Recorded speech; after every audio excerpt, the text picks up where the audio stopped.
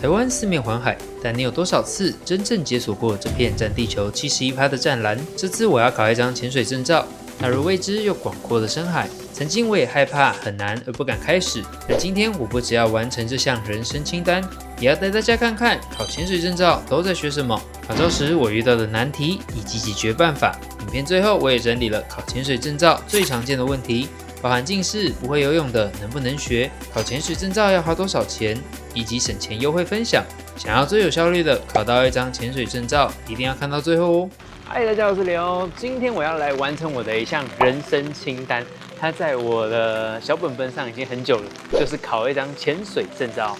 那潛水有分成2種，一種是不用背气瓶的自由潛水，那個難度比較高。那今天我要挑戰的是背氣瓶的水肺潛水。那現在我來到東北角，早上7點40分，今天是來這間 iDiver 參加2天1夜的潛水課程。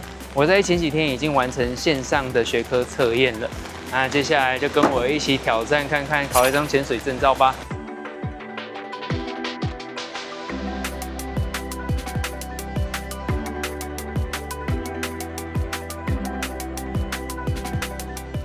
這邊是他們的淋浴間，蠻乾淨明亮。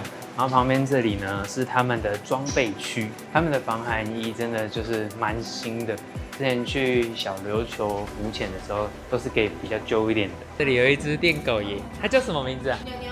牛牛，哎，牛牛 ，Hello。我剛剛在潛水店這樣子繞來繞去，發現一個很酷的東西。這個是潛水表，對不对？哦，這潛水專用的，它差不多下到2米左右，它就會開始自動進入潛水模式。那它會記錄你每一次可能下潛的深度啊，或者是說目前你潛水的時間多久。只要你下降或上升的速度太快，潛水表它就会提醒你，也是保障自己生命的這個很重要的配件。嗨，妮妮 ，Hello， 第一次見面，这2天就麻煩你，沒問題。參觀完潛水店之後，教練讓我寫一張考卷，當做我提前在家線上完成學科測驗的複習，確保我有確實吸收潛水該注意的重要知識。防寒衣着裝完畢。教練說，因為防寒衣穿得太熱了，要先綁在肚子前面。在教室複習完重點後，我們轉移到游泳池。教練會先在岸上詳細解說裝備如何使用，以及如何組裝自己的潛水裝備。最累人的部分，肯定就是要背重達20公斤以上的裝備，還有要改用嘴巴去呼吸氣瓶裡的空氣，也是需要適應的。教練也會指導如何把氣瓶安全放在地上，以及用來呼吸的2級頭應該如何正確擺放。我覺得李歐學蠻快的，是嗎？對啊，學很快，真的哦。對啊。岸上講解完之後，教練就會帶着我到能踩到地板的游泳池練習。我們會從如何呼吸開始訓練。第一次在水下呼吸讓我很緊張，有種只能吸到1點空氣的感覺。還好教練很會引導，直接在水底跟我玩猜拳，讓我分散注意力。不過當時我看不懂教練在幹嘛，教練還露出很好笑的表情。學會自然的在海底呼吸之後，要開始練習應對各種在海底可能會遇到的狀況。我遇到的第一個難關是面鏡排水。面鏡進水讓眼睛睜不開的時候，要用鼻子吐氣的方式排水。排水不難，但因為手不能去擦掉眼睛上的水，所以我是透過一直眨眼來適應。第2個小關卡是自己氣瓶沒有氣的時候，要使用前半的氣瓶呼吸，中間會有幾秒鐘會完全吸不到氣，不過教練都有抓着我，讓我很安心的可以完成這項任務。下一個挑戰是調節器爆衝，氣瓶一直噴氣的緊急狀況，也是讓我第一次挑戰失敗直接站起來的一關。還好經過教練的調整，找到呼吸的方法，就能順利吸到空氣。教練說，最多人害怕的是要把面鏡完全從臉上摘除，再重新戴回臉上，並且把面鏡的水排空。一開始會很緊張，但教練會抓着你，只要記得保持呼吸，慢慢做，一定可以成功。最後一關是我覺得最難的懸浮練習。要在水中透過呼吸將身體穩定，達到不上浮也不下沉的中性浮力。經過了一整個早上的泳池練習，教練帶着我完成了在海裡會需要面對的每一個挑戰。吃個午餐休息一下，我們下午就前往真正的海裡實際演練。下水之前，教練再次提醒注意事項，也複習了等等在海底會用到的溝通手勢。接着就是驗收，自己動手組裝裝備。潛水需要用到的裝備真的很多，第一次自己組裝裝備，我一直忘東忘西的。但教練都會給予引導，並且協助檢查確認。準備就緒後，就是我最期待的第一次下水了。第一次下水，我覺得最難適應的是，在越深的海底，壓力會越大，所以耳朵會不舒服，需要透過捏鼻子或吞口水來平衡壓力，而且要持續做，但我都會一直忘記。教練帶着我複習完早上游泳池學的動作之後，就讓我在海底探險。我們幸運看到各種海洋生物。我也是第一次近距離看到獅子魚，另外也有看到許多魚群跟珊瑚礁，能親眼看到海底下美麗的世界，真的好令人感動。一整天從早到晚的課程結束後，要學習如何自己清洗裝備，確實清洗裝備才能延長使用的壽命。完成今天一整天的水肺潛水證照課程，我只能說真的超級累。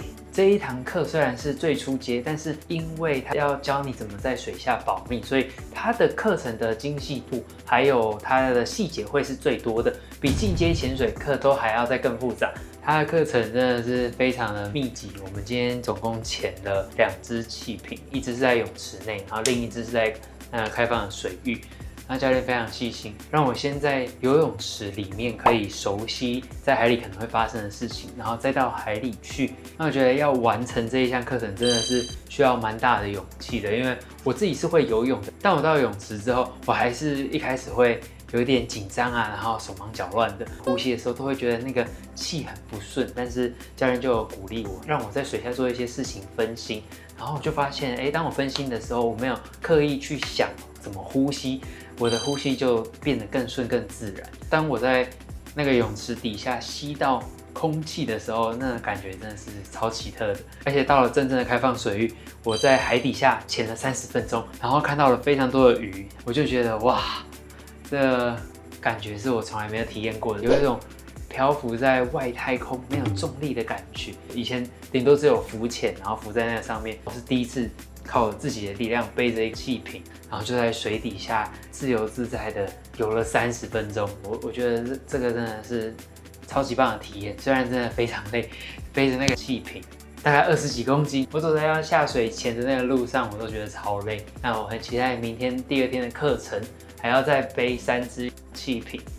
那今天因為實在是太累了，早上5點多就起床了，現在晚上7點半剛吃飽，洗好澡，要準備來睡覺了。今天我自己一個人包了這一間背包客的房間，有4個床位，只有我一個人。好，那今天看來是可以一夜好眠了。那雖然它這裡也有自取的那個耳塞提供，蠻貼心的。外面也有提供很多桌遊，甚至還有 Switch， 但是真的是累到沒辦法玩。那就明天見。昨天我在泳池裡的時候，水可能不夠深，所以我沒有太感覺到耳朵有什麼壓力，所以導致我平衡壓力這個，我以為我有做了，但其實根本沒有。那我下了正常的海水，它比較深，它的壓力比較大，但我平衡壓力沒有做的那麼確實，所以我的耳朵就稍微有點耳鳴的感覺。那我睡了一覺，現在一邊已經通了，但還有一邊還是有一點點耳鳴。所以呢，今天下水的時候要多做一點平衡壓力，這是蠻重要的一點。那這個我沒有做好，大家如果有來考的話，要特別注意平衡壓力哦，不然耳朵會不舒服。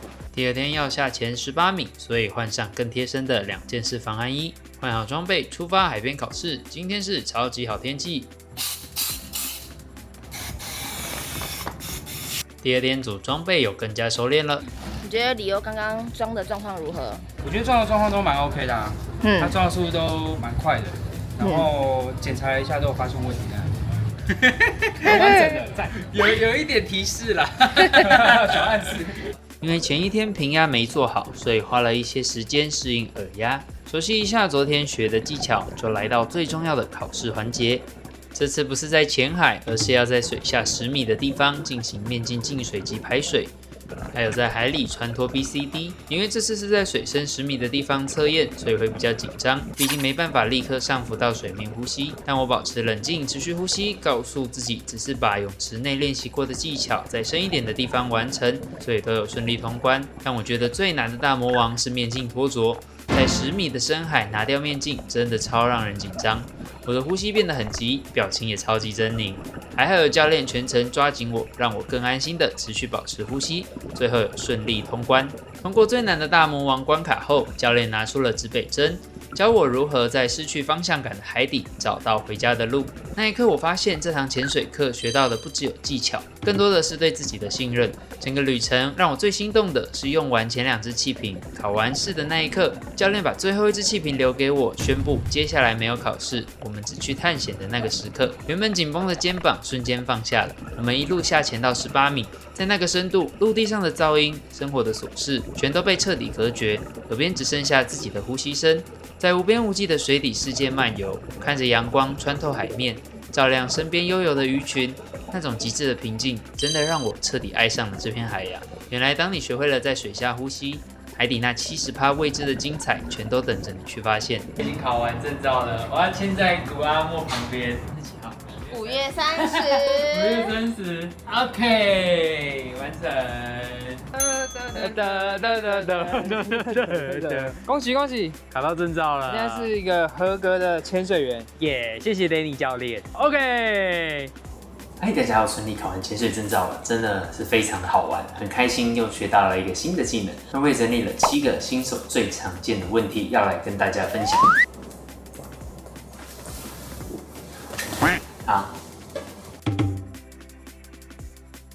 可以，潛水在水下主要是依靠蛙鞋來移動，還有呢調節器呼吸。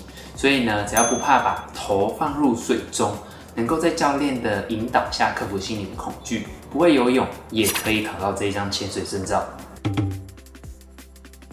好，可以戴隱形眼鏡，不過呢，建議要戴日拋，或者是多戴幾副備用。那在水下我們做那個面鏡排水的時候，只要把眼睛閉上，戴着隱形眼鏡也是可以的。而且很多潛店他們都會提供有度數的面鏡，所以呢，完全不用擔心在海底下看不到魚。好，那一般的初階潛水證照，我考這個 Open Water， 它可以選擇考2天或是3天，依照你自己想要的節奏。如果2天的話，就是比較緊湊，那練習時間呢，還有可以問教練問題的時間就會被比較壓縮。那你想要比較輕鬆一點的考的話，可以選擇3天。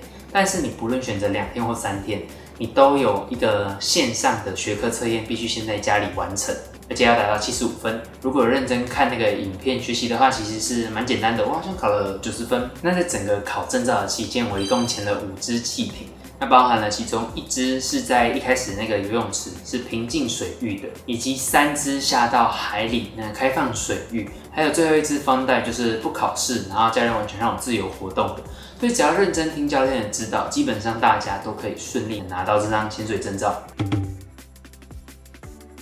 那其實如果要在海裡遇到鯊魚，跟中樂透差不多一樣難，因為大部分的海底生物其實都是看到人會跑得比誰都還快，而且他們也不會主動攻擊人類。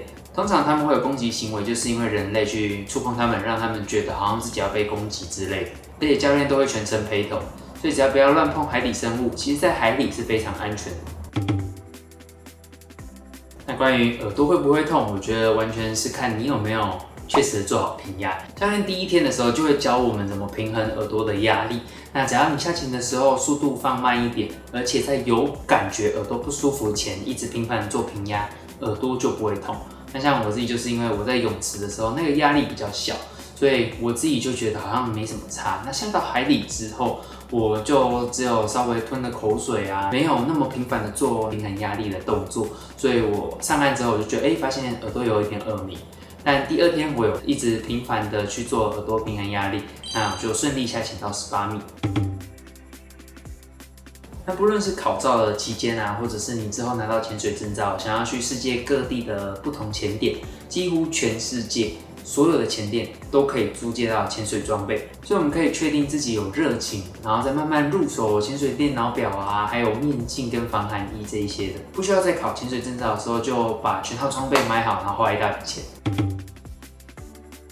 我自己呢，考這個 Open Water 初階開放水域，費用呢是16000元，那包含了有裝備的租借費用啊、教練費跟發證照費等等。那我自己是在 iDiver 考的。那他們有自己的潛水中心，所以我覺得比起沒有店面的那一種自由教練，他們多了一個可以好好休息的環境，而且潛水的前後都比較不用克難的在海邊曝曬啊，而且考過之後想要潛水或者是買裝備，也都還有學員的優惠價。